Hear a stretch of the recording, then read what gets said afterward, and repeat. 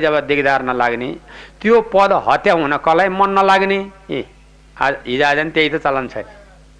अब थुप्रिन्छन् नि दिनदिनै कता कता क्या होइन त।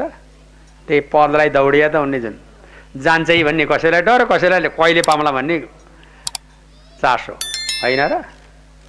र त्यसै कारणले गर्दाखेरिमा लौ यो पदका लागि यो काम गर्नु पर्यो। आखिरमा त्यो पद प्रतिष्ठा महाराज इन्द्रको स्वर्ग पद प्राप्तिको लागि अब मेरो जान आँटो बडा चिन्ता लागेर राजा इन्द्रले गएर घोडा गएर टक्क लुकाइदिनु भयो। घोडा लुकाएर ब्रह्माजीको शरणमा जानुभयो र ब्रह्माजीसँग भन्न लाग्नुभयो, ब्रह्म कमलयमा विष्णु सुते जलयमा ब्रह्म कमलयमा हरे ब्रह्म विष्णु सुते जलयमा ब्रह्म कमलयमा